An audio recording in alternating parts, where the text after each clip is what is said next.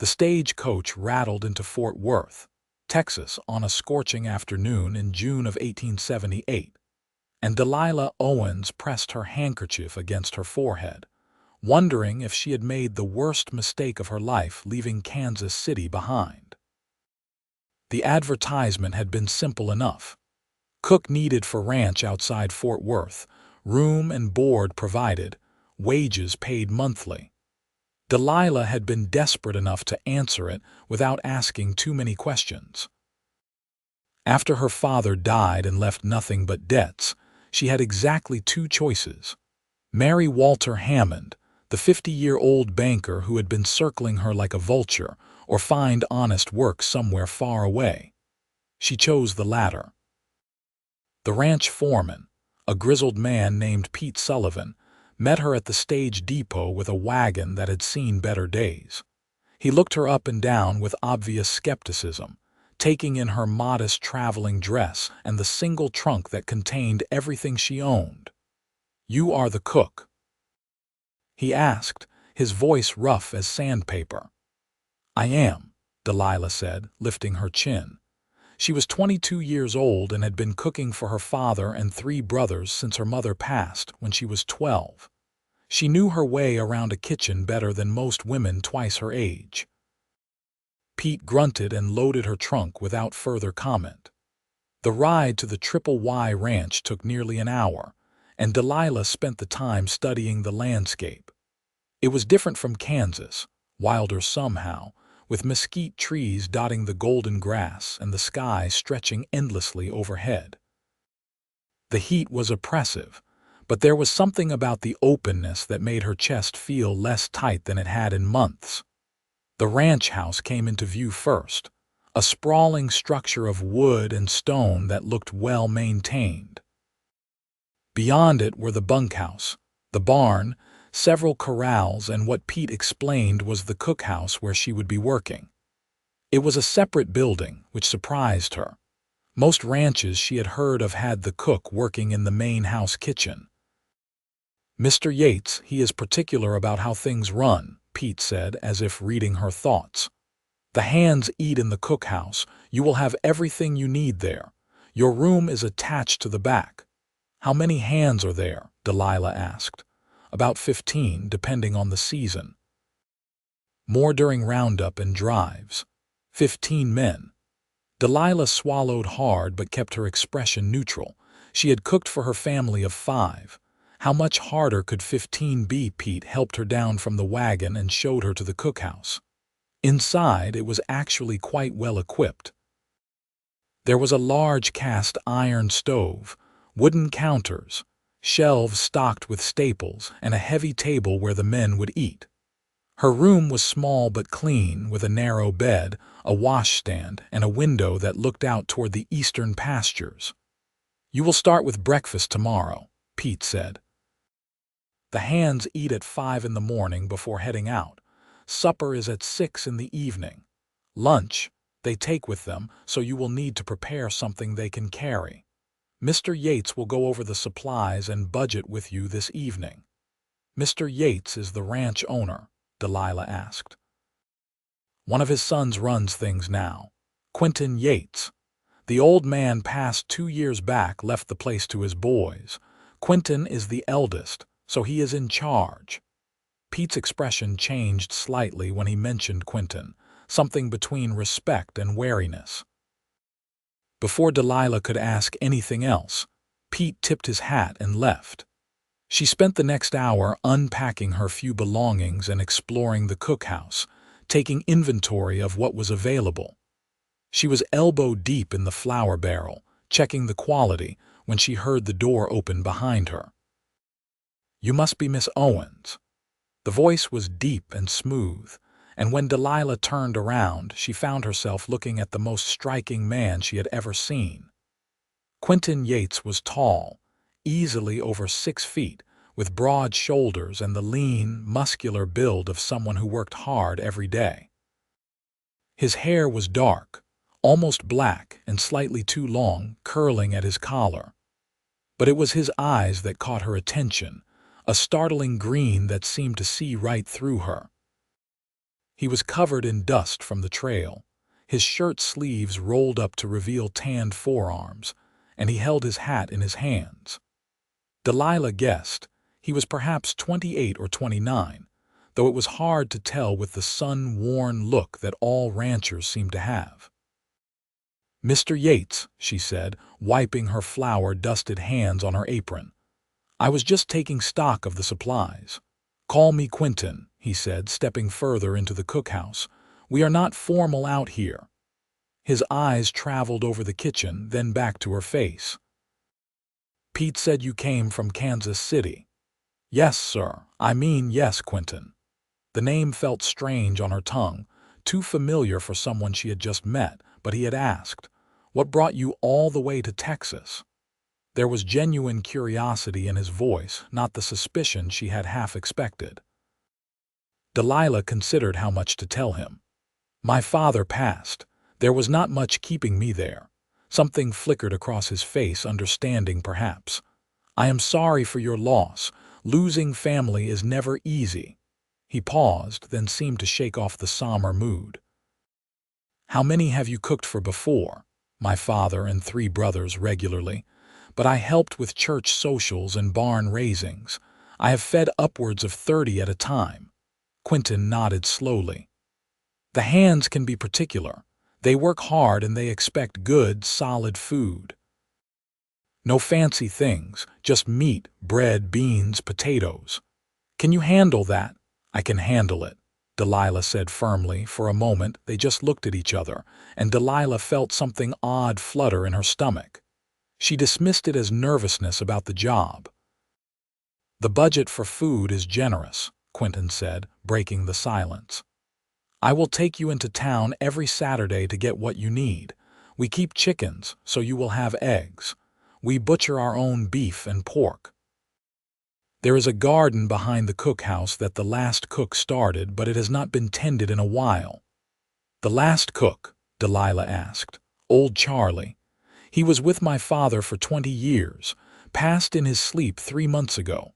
Quinton's expression grew sad. "We have been making do with whoever could throw together a meal. The men are ready for some real cooking." "I will do my best," Delilah promised. Quinton studied her for another moment, then nodded. "I am sure you will. If you need anything, the main house is always open." "My brother lives there too, but he is off in San Antonio right now on business." After he left, Delilah stood in the quiet cookhouse, her heart beating faster than it should. She told herself it was just the anxiety of starting something new, but she knew that was not entirely true. There was something about Quinton Yates that had affected her, something in the way he looked at her, like she was a person worth seeing. She shook her head and got back to work. She had a job to do, and she was not about to let some handsome rancher distract her from it. That first morning, Delilah woke at 3:30 to start breakfast. She made biscuits, fried salt pork, scrambled 2 dozen eggs, and made a pot of coffee strong enough to strip paint. The hands started filing in at 5, dirty and tired even though the day had barely started. They looked at her with a mixture of curiosity and suspicion, but once they started eating, their expressions changed. "These biscuits are better than my mother's," one young cowboy said, then looked horrified. "Do not tell her I said that," Delilah smiled. "Your secret is safe with me." The men laughed and the tension broke. They introduced themselves one by one. Frank, Jose, William, Tommy, and more names than she could immediately remember. They were young and old from different places, but they all had the same weathered look and the same appreciation for a good meal. Quinton came in last, just as the others were finishing up. He served himself and sat at the far end of the table, eating in silence while the men filed out to start their day. When it was just the 2 of them, he looked up. "That was excellent," he said simply. "Thank you," Delilah replied, already starting to clear the dishes. "Let me help you with those." "That is not necessary. You have work to do, so do you, and this will make it go faster." Without waiting for her permission, he started stacking plates. They worked in companionable silence, and Delilah found herself hyper-aware of his presence, the way he moved, the subtle scent of leather and sage that clung to him. When their hands accidentally brushed reaching for the same cup, she felt that flutter again, stronger this time. This became their pattern. Quinton would come to breakfast last and stay to help her clean up. At first, Delilah protested, saying it was not proper or necessary, but he insisted. During those morning minutes they talked. She learned that he had grown up on this ranch, that his mother had died when he was 16, that he loved this land more than anything. He learned that she missed her brothers, who had scattered to different states after their father died, that she loved to read when she had time, that she had always wanted to see the ocean. The other hands noticed, of course. Delilah could see them exchanging glances and whispering, but no one said anything directly. Pete, however, pulled her aside one afternoon. "Quinton is a good man," he said without preamble. "Best man I have ever worked for, but he has responsibilities, this whole ranch to run." "Do not be getting ideas." Delilah felt her cheeks burn. "I am just doing my job, I know that, just making sure we understand each other." She wanted to be angry, but she understood. Pete was protective of Quinton, and she was the new unknown element. She could not fault him for that. But as the weeks passed, it became harder to ignore what was developing between her and Quinton. He found reasons to be in the cookhouse more often. He would stop by in the afternoon, ostensibly to check on supplies or let her know if there would be extra men for supper. But he would stay and talk, sometimes for an hour or more. He told her about his plans for the ranch, about wanting to improve the breeding stock, about the wells he wanted to dig. She told him about the books she had read, about her mother's garden in Kansas, about her dreams of having her own home someday. One evening, about 6 weeks after she arrived, Delilah was in the garden behind the cookhouse, trying to save what she could of the neglected vegetables. She heard footsteps and turned to find Quinton approaching, carrying a wooden crate. "I brought you some seedlings from town," he said. "Thought you might want to plant them." Delilah stood, brushing dirt from her skirts. "That is very kind of you." He set the crate down and looked at the garden. "You have done wonders with this. Charlie would be pleased." "I enjoy it," Delilah admitted. "It is peaceful." They stood there in the fading light, and Delilah was acutely aware of how close he was standing. She could see the stubble on his jaw, the way his shirt pulled across his shoulders. "Delilah," he said softly, and it was the first time he had used her first name. "I need to tell you something." Her heart was pounding. "What is it?" "The men have been complaining," her stomach dropped. "About my cooking. I thought they liked it. They always clean their plates and ask for seconds." "Not about your cooking," Quinton said quickly. "About me. About you." He ran a hand through his hair, looking uncomfortable. "They say I am monopolizing you, that I am always in here, taking up your time, helping with things they should be helping with. They say it is not fair." Delilah did not know what to say to that. "Frank said I should either back off and let you cook for all of them properly, or I should just admit what I am doing and make it official." "Make what official?" Delilah whispered. Quinton stepped closer. "That I am courting you, that I have been courting you poorly for weeks now. That I cannot stop thinking about you, and that I do not want you cooking for 15 ranch hands. I want you cooking for me."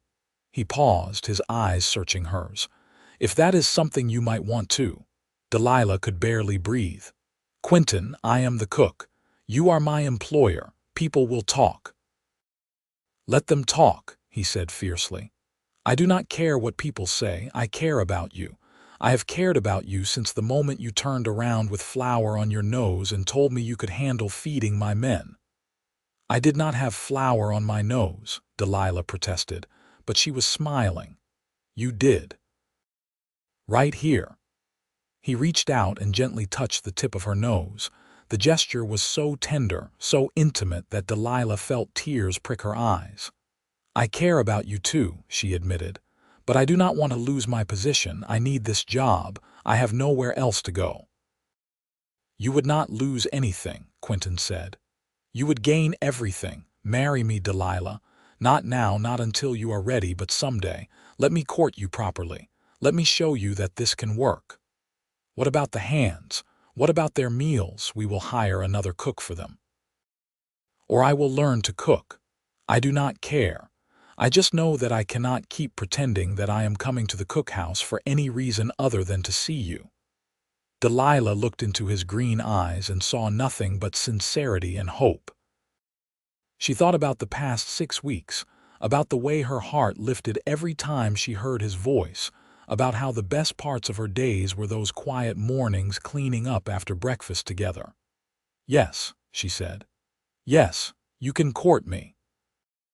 The smile that broke across Quinton's face was like sunrise. He reached for her hands, dusty and dirt-stained as they were, and held them gently. "You have made me happier than I have been in years," he said. That night, Quinton announced to the hands that he was courting Delilah and that they would be hiring an additional cook.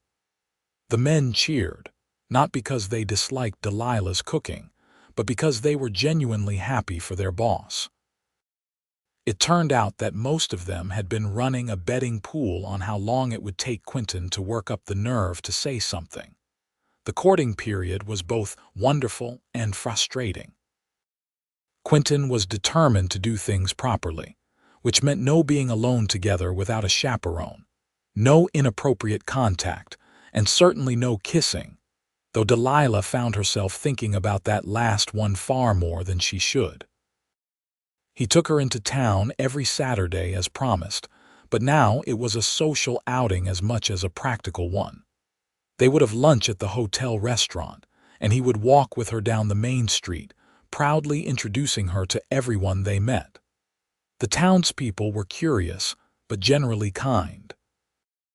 A few of the older women looked at Delilah with obvious skepticism, wondering what a ranch owner wanted with a cook, but Quinton's steady presence and genuine affection seemed to win most of them over.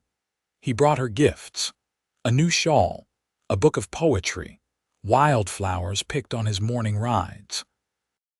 She made him his favorite foods: apple pie, roast beef with potatoes, sourdough bread still warm from the oven. They talked about everything and nothing, and Delilah found herself falling more in love with him each day. The new cook, a middle-aged widow named Martha, arrived in late August. She was efficient and no-nonsense, and the hands took to her quickly. This freed Delilah to focus on cooking just for Quinton and any guests who might visit the main house.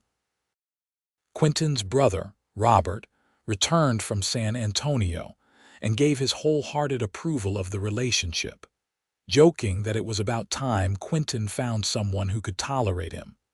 By September, Delilah had moved into the main house properly. She had her own room, of course, propriety demanded it, but she spent her days making the place feel like a home again. It had been neglected since the death of Quinton's mother, functional but cold.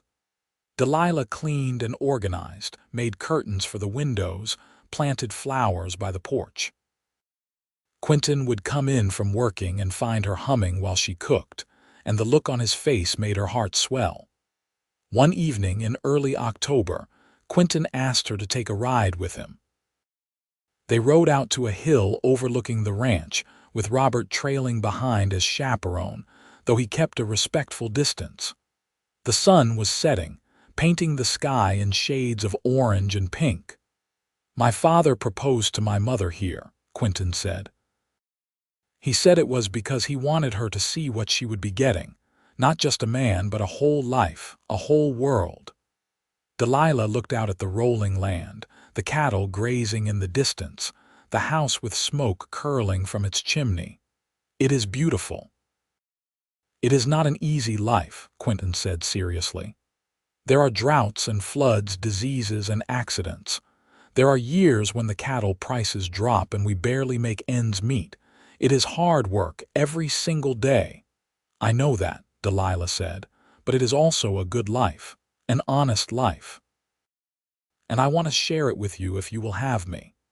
He dismounted and helped her down from her horse, then took both her hands in his.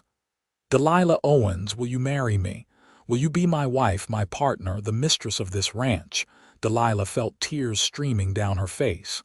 Yes, she said. Yes, 1,000 times yes. Quinton pulled her into his arms, and finally, he kissed her. It was gentle and sweet and full of promise, and Delilah felt like she was exactly where she was supposed to be. They married in November in the small church in Fort Worth. Delilah wore a cream-colored dress that Quinton had bought for her, with lace at the collar and cuffs. She had no family there, but the ranch hands came, and half the town, and they all celebrated late into the evening. When Quinton carried her over the threshold of the ranch house, their ranch house now, Delilah felt a joy so pure it almost hurt. Their wedding night was tender and passionate, and Delilah woke the next morning wrapped in her husband's arms, feeling cherished and safe. Quinton kissed her forehead and whispered, "Good morning, Mrs. Yates." "Good morning, husband," she replied, and they both laughed at the newness of it all. Life as Quinton's wife was everything Delilah had hoped for and more. She still cooked, but now it was for the two of them. Intimate meals where they talked about their days and made plans for the future. She took over managing the household, working with Martha to ensure the hands were fed and the house ran smoothly. She learned to ride better, and Quinton taught her about the cattle business, about which bulls to breed with which cows, about reading the weather and the grass conditions. They worked side by side, partners in every sense of the word. When a bad storm damaged part of the barn, Delilah was there helping to repair it, her skirts tied up and a hammer in her hand. When Quinton came down with a fever, she nursed him with the same devotion she put into everything else. They argued sometimes, about small things usually, but they always made up before bed, remembering that life was too short to stay angry. In the spring of 1879, Delilah realized she was pregnant. She told Quinton over dinner, simply and directly, and he went still for a moment before sweeping her into his arms and spinning her around the kitchen. "Careful," she laughed. "You will make me dizzy." "I am going to be a father," he said wonderingly. "We are going to have a baby." "We are," Delilah confirmed, her hand resting on her still flat stomach. Quinton became even more protective during her pregnancy. He did not want her lifting anything heavy or working too hard. Delilah found it both endearing and exasperating. She was pregnant, not fragile, she kept telling him, but he would not be swayed. He brought her breakfast in bed, rubbed her aching feet in the evenings, and read to her from the newspaper and her favorite books. The hands were excited too. They started a new betting pool, this time on whether it would be a boy or a girl. Frank insisted it would be a girl who looked just like Delilah. Jose bet on a boy with Quinton's green eyes. The whole ranch seemed to be waiting with anticipation. In December, as a cold wind swept across the Texas plains, Delilah went into labor. It was long and difficult, and there were moments when Quinton, pacing outside the bedroom door while the midwife worked, feared he might lose her. But Delilah was strong, stronger than anyone had given her credit for, and when he finally heard the baby's cry, he burst into the room despite the midwife's protests. Delilah lay exhausted on the bed, her hair plastered to her forehead, but she was smiling. In her arms was a tiny, red-faced baby. "It is a boy," she said softly. "We have a son." Quinton knelt by the bed, looking at his wife and child with awe. "He is perfect. You are perfect." They named him James after Delilah's father and Quinton's middle name. Little James Yates became the center of their world. "Quinton, who could handle the wildest horse and the most stubborn bull, was completely undone by his son. He would hold James for hours, just watching him sleep, marveling at the tiny fingers and toes. Delilah recovered slowly, but with Quinton's help and Martha's support, she found her strength again. She nursed James and sang to him, and discovered a depth of love she had not known existed. Watching Quinton with their son, seeing the gentleness in his strong hands and the wonder in his eyes, made her fall in love with him all over again. The ranch continued to thrive. Quinton's improvements paid off, and they had several good years in a row. They expanded the herd, hired more hands, and built a new barn. Robert fell in love with a schoolteacher from town and married her, bringing another woman into the family. Sarah was kind and practical, and she and Delilah became close friends. When James was 2, Delilah became pregnant again. This time, it was twins, a boy and a girl. Quinton was beside himself with joy and anxiety. The birth was even harder than the first, and for a terrifying few hours, the doctor was not sure Delilah would make it. But she fought her way through, and when it was over, they had 2 more children, Matthew and Grace. No more, the doctor said firmly. Another pregnancy could kill her. Quinton, holding his daughter while his wife nursed their son, agreed without hesitation. 3 is perfect. We have everything we need.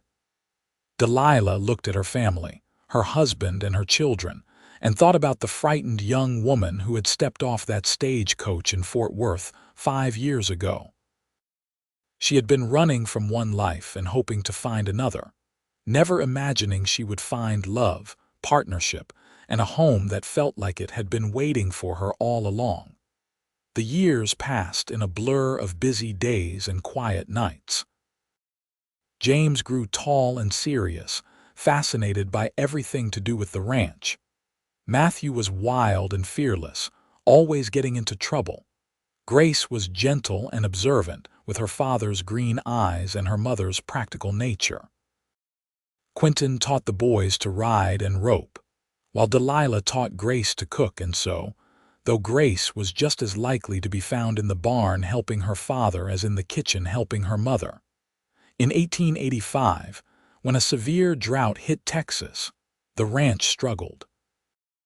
They lost cattle, the wells ran dry, and there were times when Quinton sat at the kitchen table with his head in his hands, wondering if they would lose everything.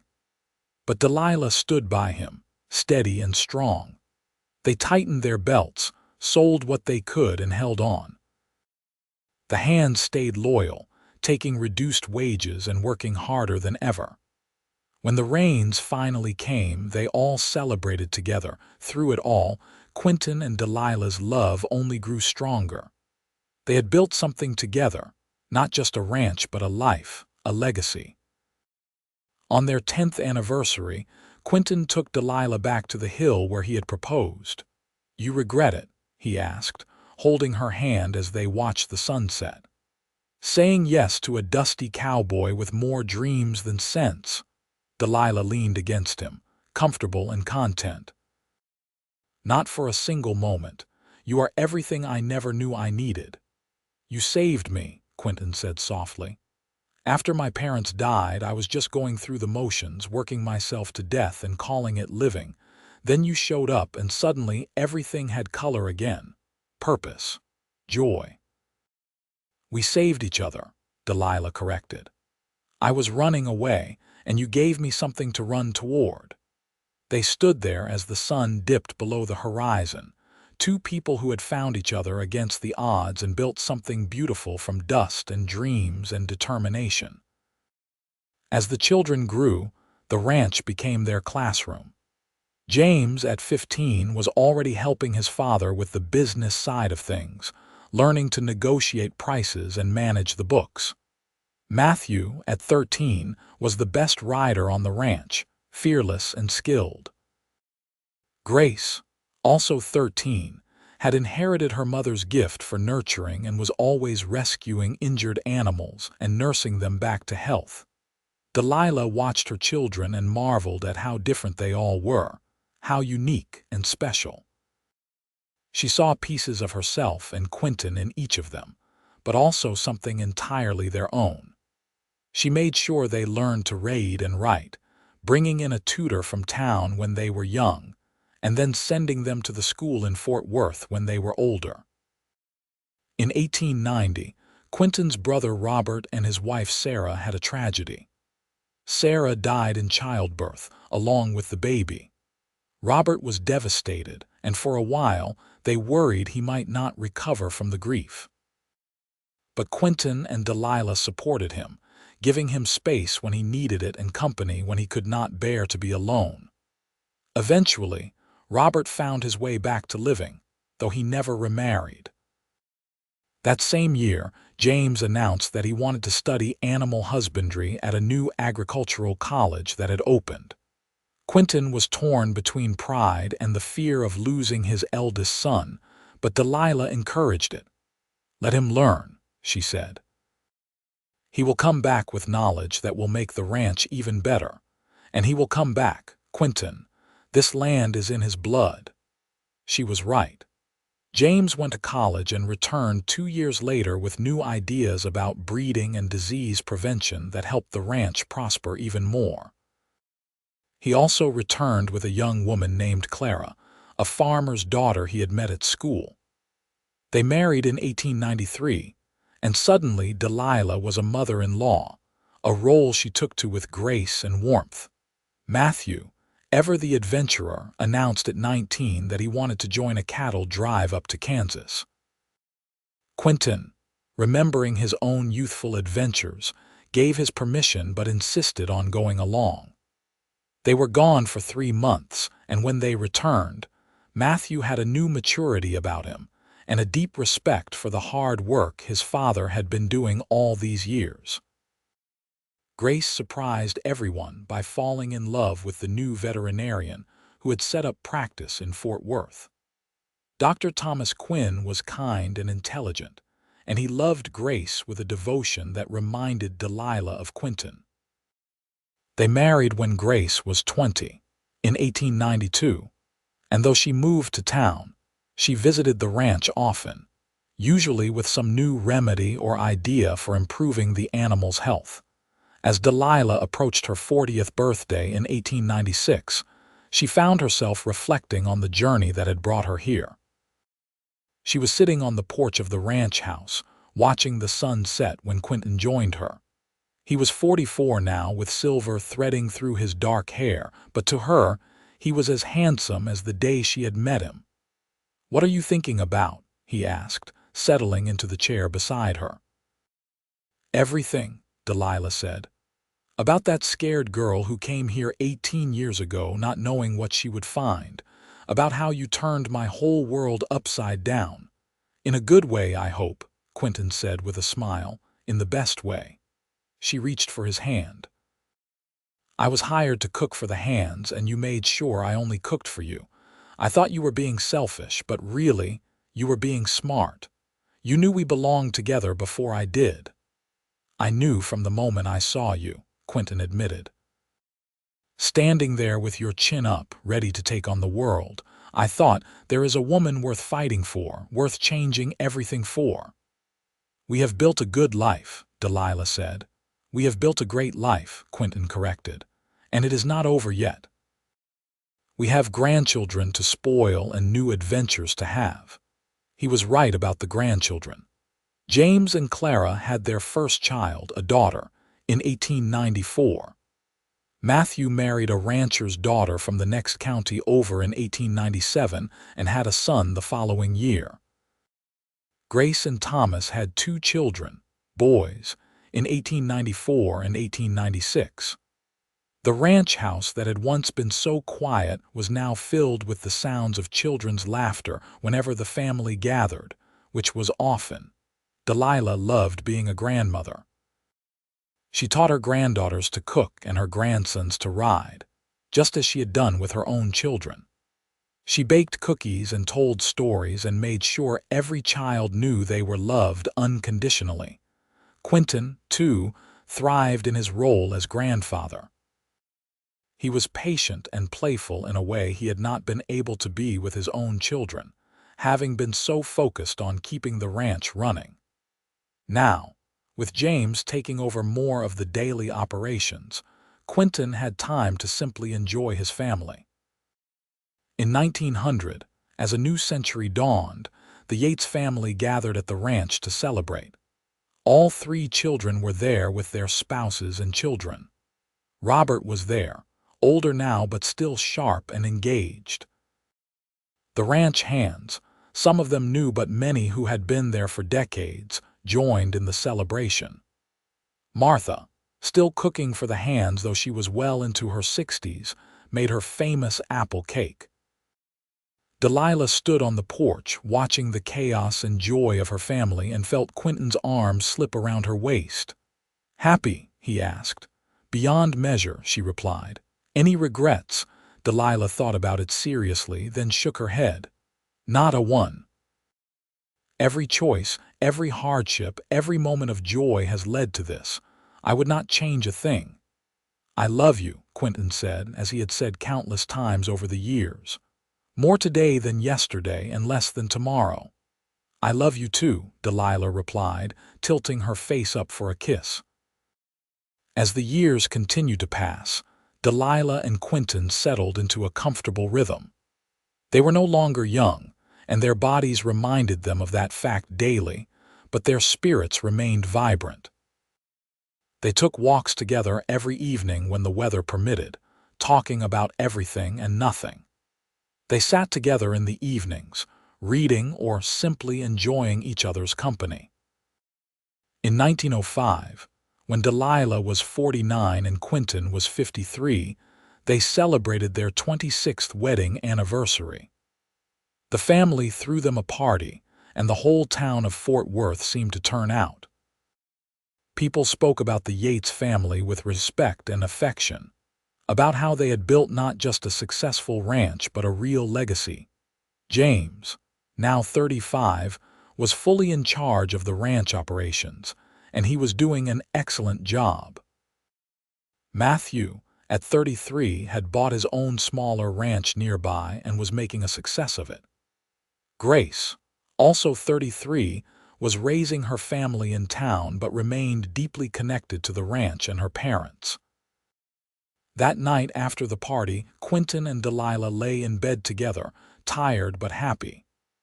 26 years, Delilah mused. Where did the time go? Into building this, Quinton said, gesturing vaguely to encompass their life. Into loving you and raising our children and making something that will last long after we are gone. Do you think about that, about being gone? Delilah asked. Sometimes, Quinton admitted, but not with fear. When my time comes, I will go knowing I lived a full life, that I loved and was loved, that I made a difference. What more can anyone ask for? Delilah snuggled closer to him. I want many more years with you yet. Then that is what we will have, Quinton said firmly, kissing the top of her head. And they did have more years. Good years filled with grandchildren and great-grandchildren, with family dinners and holiday celebrations, with the quiet contentment that comes from a life well lived. They watched the ranch continue to thrive under James's management, incorporating new techniques while maintaining the traditions that had made it successful. They saw the world change around them. Automobiles started appearing on the streets of Fort Worth. Electricity came to the town, though the ranch would not get it for several more years. The Spanish-American War came and went. Texas continued to grow and modernize, but the fundamental rhythms of ranch life remained much the same. In 1910, Delilah turned 54 and Quinton turned 62. They were both slowing down, though neither would admit it. Quinton's knees ached from decades of riding, and Delilah's hands sometimes hurt from arthritis. But they were happy, surrounded by family and secure in their love for each other. One spring day, they took their usual evening walk, moving slowly through the garden that Delilah still tended, though Grace and Clara did most of the heavy work now.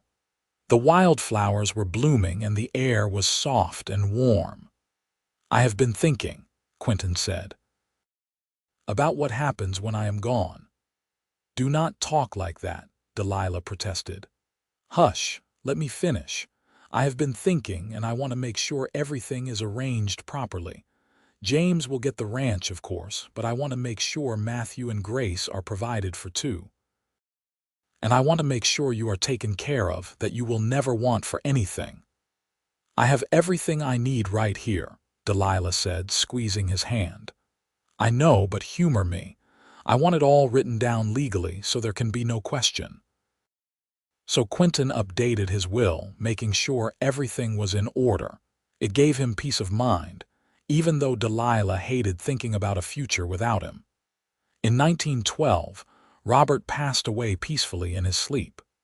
He was 63, and though his death was not unexpected, it still hit the family hard. He had been a constant presence in their lives, a beloved uncle to the children and a trusted brother to Quinton. They buried him on the ranch, next to his wife Sarah, and Quinton mourned deeply. "He was the last connection to my childhood," Quinton told Delilah one night, his voice thick with grief. "Now it is just me." "You have your own family now," Delilah reminded him gently. "Children and grandchildren and great-grandchildren who love you. Robert would want you to find joy in that, not to dwell in sadness." Quinton nodded, taking comfort in her words as he always did. Delilah had been his anchor through every storm, his companion through every joy and sorrow. He could not imagine his life without her. As 1915 approached, Quinton's health began to decline more noticeably. The doctor said it was his heart, worn out from a lifetime of hard work and hard living. Quinton accepted this with his usual stoicism, refusing to become an invalid. He still took his walks with Delilah, though they were shorter now. He still sat on the porch and watched the ranch operations, offering advice to James when asked. But Delilah could see the change in him, the way he tired more easily, the way his breathing sometimes became labored. She made sure he rested, made sure he ate properly, made sure he took the medicines the doctor prescribed. She treasured every moment with him, knowing that their time together was precious and finite. One evening in late summer of 1915, they sat on the porch together, watching the sun set in a blaze of orange and gold. Quinton was 63, Delilah was 59, and they had been married for 37 years. "Delilah," Quinton said softly, "if I could go back and change anything, do you know what I would change?" "What?" she asked, though her heart was already clenching with emotion. "Nothing," he said. "Absolutely nothing. Every moment with you has been a gift. You took a lonely man and showed him how to live again. You gave me children and grandchildren and a home filled with love. You have been my partner, my friend, my great love." Delilah felt tears streaming down her face. "Stop talking like you are saying goodbye." "Not goodbye," Quinton said. "Never goodbye. But I want you to know, while I still can, how much you have meant to me, how much you mean to me." "You are my everything," Delilah whispered. "You always have been." They sat together until the stars came out, holding hands and remembering all the years they had shared. Quinton lived for 2 more years. They were good years, quiet years, filled with family and love. He got to meet 3 more great-grandchildren. He got to see James expand the ranch even further, buying adjacent property.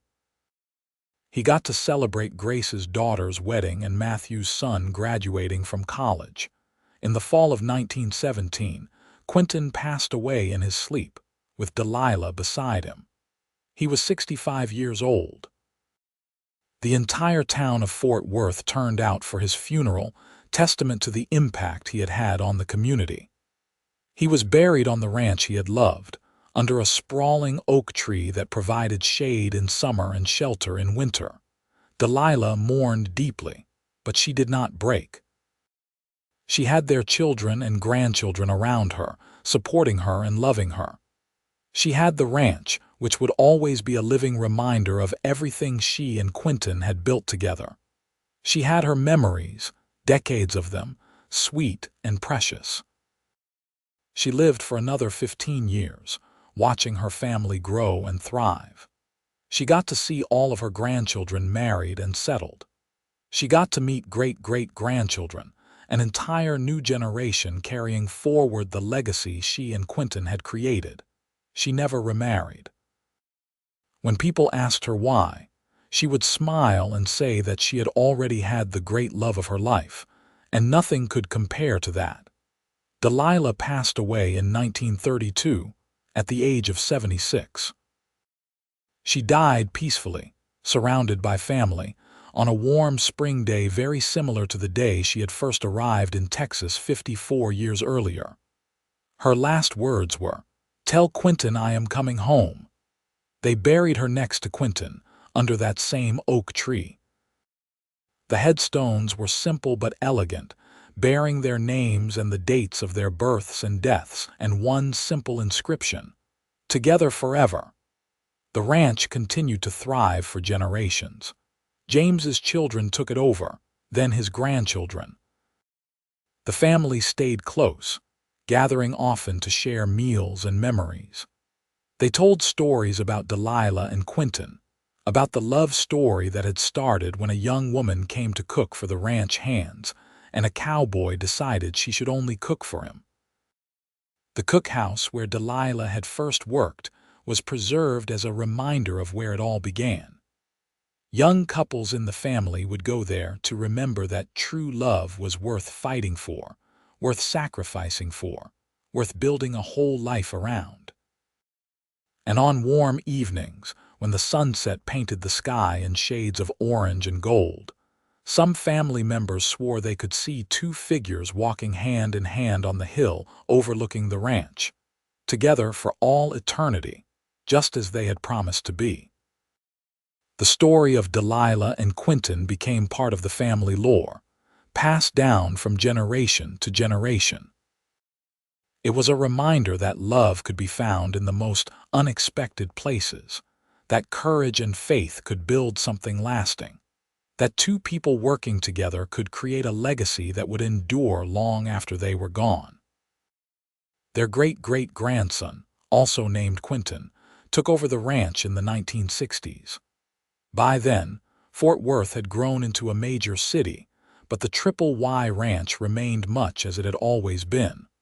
A working cattle ranch committed to the traditions that Quinton and Delilah had established. This younger Quinton found old letters that Delilah and the original Quinton had exchanged during the brief periods when they were apart, usually when Quinton had to go on cattle drives or business trips. He compiled them into a book for the family, and reading them, everyone was struck by the depth of affection and respect that had existed between his great-great-grandparents.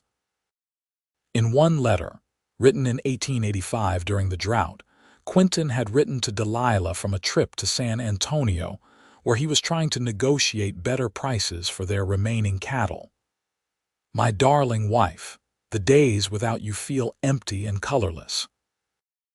You are the heart of our home, the center of my world.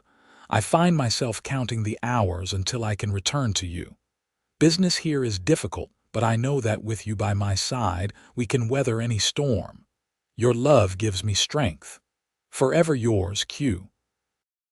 Delilah's response, written the same week, said, "My dearest Quinton, the children miss you terribly, but not as much as I do. The bed feels too large without you in it, and breakfast lacks flavor without your company. But I am not worried because I know you are working for our family, for our future. I believe in you, in us, in what we have built together. Come home safely to me. With all my love, D." These letters revealed the everyday tenderness of their relationship, the small kindnesses and deep affection that sustained them through decades of marriage. They were not grand romantic gestures, but quiet, steady devotion, and that made them all the more meaningful. The family treasured these glimpses into the past, these reminders of where they had come from. The Triple Y Ranch became known not just for its cattle and its successful operation, but for the love story at its foundation. The cook and the cowboy who had built an empire on faith, hard work, and devotion to each other. When the younger Quinton's daughter married in 1985, she chose to have the ceremony on the ranch, under the oak tree where Delilah and Quinton were buried. It had become a family tradition, this honoring of the past while celebrating the future. As she stood there in her wedding dress, exchanging vows with the man she loved, she felt the presence of her ancestors, their blessing on this new union. The Triple Y Ranch remained in the family well into the 21st century, a testament to the vision and love of two people who had found each other in 1878 and built something that would last for generations. The house was modernized over the years, of course, with electricity and plumbing and air conditioning, but the bones of it remained the same, the structure that Quinton had maintained and Delilah had made into a home. The garden that Delilah had started still flourished, tended by each new generation of women in the family. The cookhouse was preserved as a museum of sorts, with the original stove and table, photographs of Delilah and the ranch hands, and handwritten recipes in Delilah's neat script. Visitors to the ranch, whether family or the occasional historian studying the Old West, always commented on the feeling of love that permeated the place.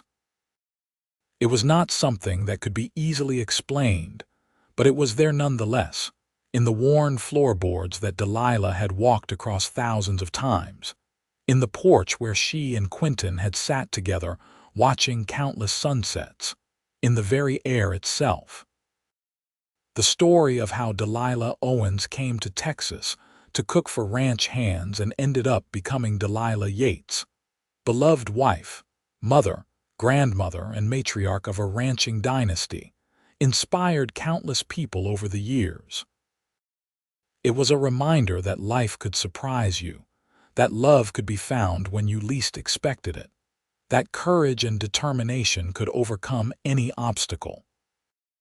Young women facing difficult choices thought of Delilah, stepping off that stagecoach into an unknown future and finding the courage to build a new life. Young men thought of Quinton, recognizing love when he found it and having the boldness to pursue it. Couples struggling through hard times thought of both of them, working together through droughts and losses and the ordinary challenges of daily life, their love growing stronger with each passing year. The legacy of Delilah and Quinton Yates was not just the successful ranch they had built or the family they had raised. It was the example they had set of what love could be when it was based on mutual respect, genuine partnership, and unwavering commitment. They had shown that true romance was not just about passion and grand gestures, though they had certainly had their share of both. It was also about showing up every day, doing the work, supporting each other through everything life threw at them. In the end, the story of the cook and the cowboy became a love story for the ages, not because it was perfect or easy, but because it was real.